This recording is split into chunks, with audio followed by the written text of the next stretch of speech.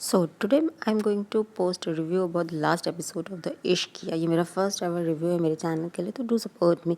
So start करते हैं इसका रिव्यू। बहुत से लोग इसके एंड पे बहुत ज़्यादा खुश नहीं हैं क्योंकि इस एंड जो है वो थोड़ा सा सैड और थोड़ा सा अलग सा हुआ है, but in my opinion and is very good.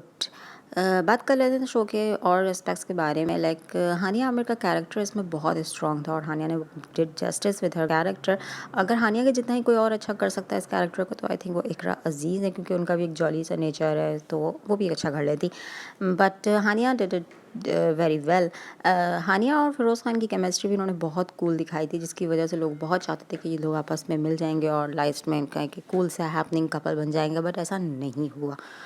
उसका सबसे मेन रीज़न ये था कि फ़िरोज़ ने, मतलब जो हमज़ा था, वो उसने हानिया रूमी से शादी सिर्फ़ और सिर्फ एक बदला लेने के लिए की थी, और यही दिखाया गया एंड में कि बदला जो लोग लेते हैं उनका आपस में अंजाम बुरा और लास्ट में अंजाम बुरा ही होता है।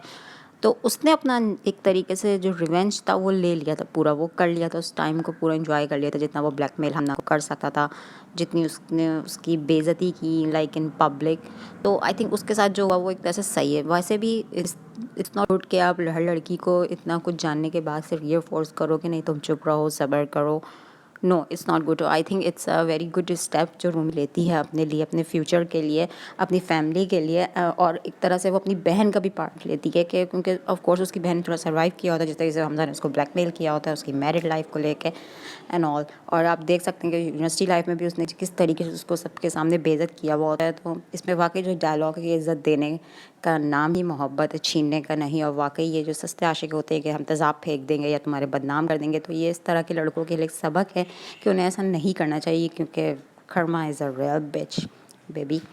सो इस कैरेक्टर ड्रामे के बहुत से और भी कैरेक्टर्स हैं, लेकिन जो एक और बहुत ही अजीम इंसान जिसका नाम ड्रामे में भी अजीम था, उस इंसान को वाकई सलूट होना चाहिए, क्योंकि दिखाया गया है कि मर्द हज़ार सिर्फ ऐसे नहीं होते जो बीवी के पास्ट के बारे में जानने के बाद उनको थप्पड़ मार देते हैं या उनको छोड़ देते हैं या उनको दिन रात जलील करते हैं, बल्कि उसने सब चीज़ों को भुला के एक नया स्टार्ट लिया। और आई थिंक हमना ये डिज़र्व करती थी, क्योंकि उसने भी उतना ही सर्वाइव किया, बल्कि उसने जो ब्लैकमेलिंग और वो एक ख़तरे की घंटी और एक तलवार अपने ऊपर लटकते हुए महसूस की थी ड्यूरिंग हर एक अच्छी परफेक्ट मैरिज लाइफ होने के बावजूद भी, तो वो बहुत मुश्किल काम था कि सच को ख़ुद बताना। वैसे भी ये बात सही है कि कल को सच कहीं और से आपके जानने वालों को पता चले तो आप हिम्मत करके ख़ुद उसको बता दो, हर चीज़ के लिए मेंटली प्रिपेयर होकर। और लड़कों को भी इस बारे में होना चाहिए कि मर्द ऐसे भी होते हैं अजीम जैसे, जो वाकई अजीम होते हैं और वो जेंटलमैन होते हैं, ट्रू।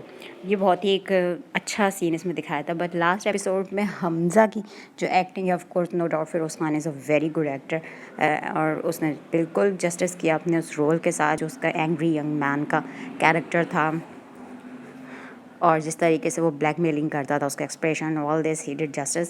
एंड उसकी बहन और मदर का भी बहुत ही इंपॉर्टेंट कैरेक्टर था ड्यूरिंग द ड्रामा, कि किस तरीके से उसकी बहन आके उसको कन्फेस करती है कि मेरी लाइफ में भी कोई है, और कल को अगर उसने मेरे बारे में कुछ लीक कर दिए मेरे प्यार भरे एसएमएस, तो कितनी ख़तरनाक है। तो ये बात हमें अपने साथ किसी लड़की को छेड़ते हुए उस पर कोई ब्लैक कमेंट्स करते हुए सोचना चाहिए कि हमारी अपनी भी बहन है। अगर नहीं है आपकी बहन, तो कल को आपकी बेटी भी हो सकती है। इवन अल्लाह बहुत से मर्दों को इसलिए भी बेटी देते हैं ताकि उन्हें औरत की इज़्ज़त करना है, फिर उन्हें उस टाइम पता चलता है कि ये कितने ज़्यादा नाजुक चीज़ें होती हैं।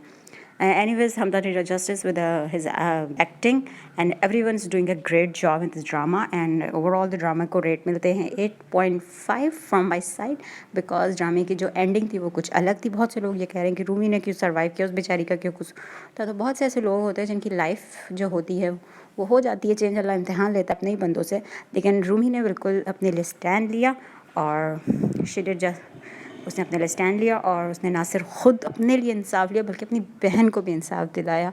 और उनकी मदर और पेरेंट्स के लिए मैं कहना चाहूँगी कि उन्होंने उनकी तरबियत बहुत अच्छी की थी। क्रेडिट माँ बाप को जाता है कि उनकी तरबियत वो कैसी करते हैं। कभी कभार लड़के बुरे निकल आते हैं, तो उसमें ये नहीं होता कि माँ बाप ने तरबियत अच्छी नहीं की। कभी कभार ये होता है कि वो इतना ज़्यादा, हर इंसान के अंदर एक बुरा और अच्छा साइड होता है, तो हो जाता है कभी कभार कि वो गलतियाँ कर जाते हैं, लेकिन उसका फिर सामने आ जाता है, क्योंकि अल्लाह की लाठी बे आवाज़ है, और उसने बताया है कि जुल्म का बदला दुनिया में ही मिल जाना है। I am new on the channel, I am new on the YouTube, or this is my first ever review, or I'm not that good at editing videos and like other vloggers and review pages. So if you like my reviews, please support me. और मैं next videos भी जल्दी ही upload कर दूँगी, क्योंकि of course I am lost my job due to Covid, so now days I am jobless, या like other Pakistanis.